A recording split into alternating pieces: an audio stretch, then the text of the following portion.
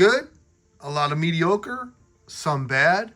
That's pretty much DC Multiverse in a nutshell, though, isn't it? Let's talk about this new Joker I got next on Toy Gains. Toy Gains! That's you and me, baby! Toy Gains! I can't take it anymore! It's Toy Gains!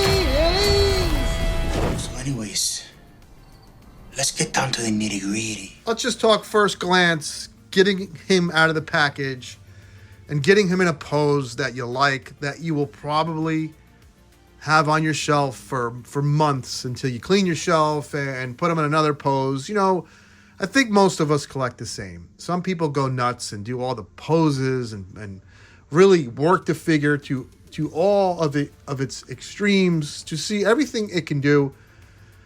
And that's fun. But I'm just that kind of collector that gets the figure in a really good pose that I like, and I put it on the shelf. A few months later, maybe I get another figure to add to that team or to put next to that figure, and you move it again. So what I'm saying is, just right out of the box, putting him in a pose I like the figure. Elephant in the room time, that coat. Let me get him in a different pose so we can really see this thing and give it a fair shake, because it's not as terrible as you'd think. The thing with cloth goods is this. You can't be too thick because the scale won't look right. And this is very thin. But it's so thin, there's no folds and there's no wrinkles, which also will make it look unrealistic and not, cloth needs to have character. And the only way to really add character to clothing is folds and wrinkles and things that are flowy. There's no wire in there, so I can't get like that flow and get that dramatic pose. So it's very flat. There's no buttons. There's no pockets. The color, it's fine that it's a different kind of plum or light purple. Doesn't match the interior clothing. That's fine because it adds contrast. Lines this time. Some freaking lines the other Silver Age Joker didn't have. He also just comes with this one hand, so he has to have like this dramatic, which is cool for the Joker. Joker's a very, exaggerated character, so that's freaking cool. No extra hands though, and I talked about this in a Black Series video. This is a $30 figure. I only got him because I had these dopey GameStop points, and I drove out to a GameStop that's far away, and I had the dumb $5 coupon. So I got this figure for $20, which feels great. And at $20, I highly recommend. At $30, I can't. And I hate saying this stuff. Not because I have a price point is king slogan. It's not like I have fucking bumper stickers and I'm touring the world saying price point is king. But I loved to be able to say that.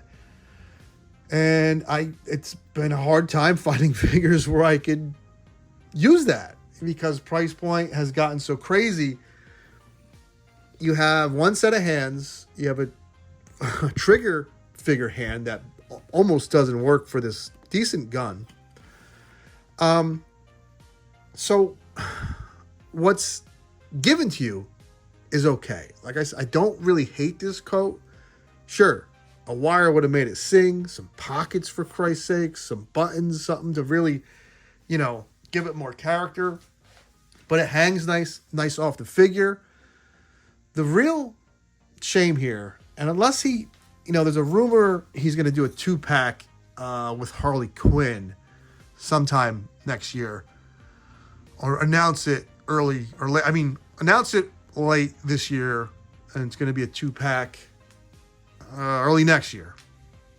This head sculpt, if this doesn't get used for a head sculpt without this hat, that will be a shame, because this head, in my opinion, rivals any toy company out there.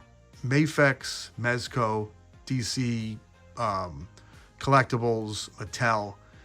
This is a really good Joker, classic Joker head sculpt that when you think of the Joker, this is the face you think of. It is really freaking good.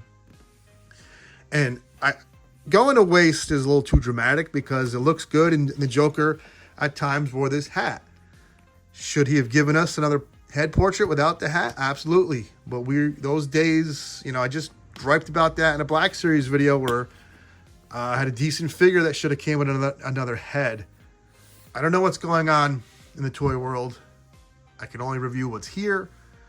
And like I said, if you can get this at GameStop like I did for $20, go for it. If you don't own a Joker figure from McFarlane, go for it.